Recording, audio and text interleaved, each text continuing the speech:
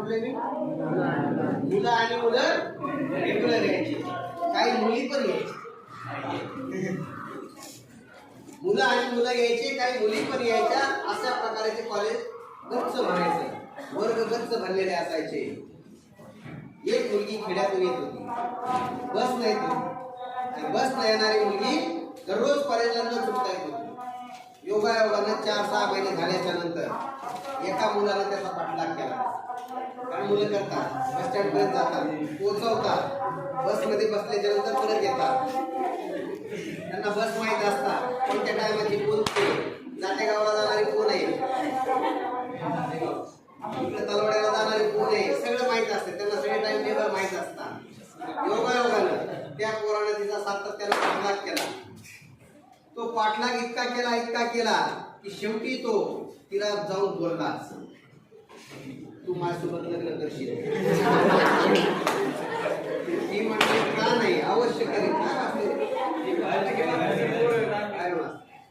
का नाही, अवश्य करेन, कारण माझी पण इच्छा आहे शहरातल्या मुलासोबत लग्न करावं, शहरातल्या मुलाचं घर असावं, शहरातला मुलगा असावा, ही माझी पण इच्छा आहे. कारण आता मला पण जाणं येणं करायचा कंटाळा आलाय.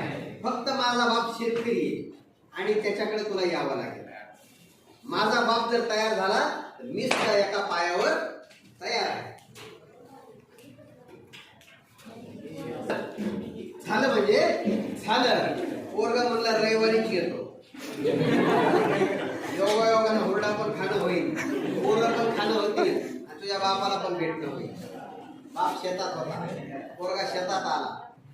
बापाचं आणि पोराचं बोलणं सुरू झालं. बापानं त्याला खालून वरून पाहिलं, गाडी होती, चष्मा होता, जीन्स पॅन्ट होती, सगळं काही अपडेट होतं, कानात फुट्या होत्या. तो शेतकरी बाप म्हणला, माझी पोरगी मी तुला द्यायला तयार आहे, पण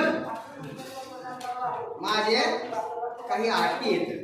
त्या अटी जर तू पूर्ण केल्या तर माझ्या पोरीचा हात मी तुझ्या हातात द्यायला तयार आहे. आता अटी काय होत्या तर तो म्हणला काही नाही, साधी आणि सिंपल गोष्ट करायची. माझ्याकडे बैल आहे, काय येतं, बैल येतं, त्या बैलाची फक्त तू काय करायची, शेपूट धरायची. बैल पळत येईल, तू त्याला काय करायचं, फक्त शेपूट धरायचा आणि बैल उभा करायचा. तो म्हणला काय हरकत नाही, मला लय अनुभव आहे, मी एका गाडीवर 4-4 जण बसतो, तसा मागे बसणार नाही, मी कुठलाही उड्या मारू शकतो, मला कोणत्याही गल्लीत जाता येते, कुठलाही पळून येता येते, मला लय अनुभव आहे. एका झटक्यात बैलाला उभा करतो. आणि शेतकऱ्यानं त्याच्या वाडग्यातला पहिला बैल सोडला. बैल जसाच आला, यानं पाहिलं, बैल लय दांडगा, इतका दांडगा होता आणि जर त्याला शिंग होते. हा म्हणला नको रे बाबा. त्याने जर समजा मागं वळून पाहिलं, जर शिंग हाणलं तर आपला कार्यक्रम होईल, हा बैल जाऊ दे. कारण त्याला सांगितलं होते 3 बैल आहेत. किती बैल आहेत? 3 बैल आहेत. त्यानं तो बैल जाऊ दिला. तो म्हणला दुसरा येऊ द्या, दुसरा चान्स. आता दुसरा बैल आला. तो बैल तर असा धावतच आला, फुरफुर करतच आला, वाहव्या करतच आला, थांब्या करतच आला. तो त्याच्यापेक्षा डबल दांडगा, त्याचे शिंग डबल होते. आता याची त्याला पावरच फाटली. त्याला असं वाटलं की ते पहिला ठरला असं तर बरं झालं असतं, त्याच्यापेक्षा हा दांडगा आहे. तो म्हणला जाऊ द्या, अजून एक चान्स बाकी आहे आपला. तो तिसऱ्या चान्सची वाट पाहू लागला. त्यानं तो दुसरा बैल जाऊ दिला. तो मला तिसरा येऊ द्या. आता तिसरा बैल आला. तिसरा बैल इतका मरतुकडा होता, माझ्यासारखाच होता.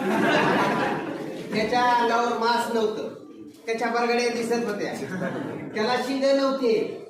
आता हे लय खुश झालं. असं असलं पाहिजे नशीब.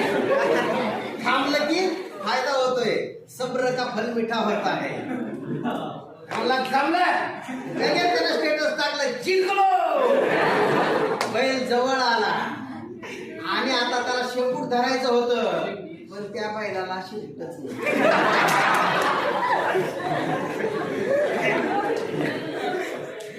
त्या बैलाला शेपूट नव्हतं.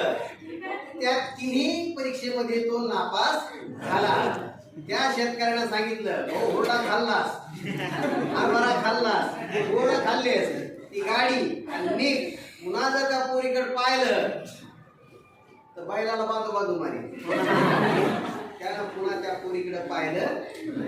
म्हणून शेतकऱ्याच्या पोरीच्या नादी लागायचं, ज्या कोणाच्या नादी लागायचे त्या तुम्ही तुमच्या ठरवायचे.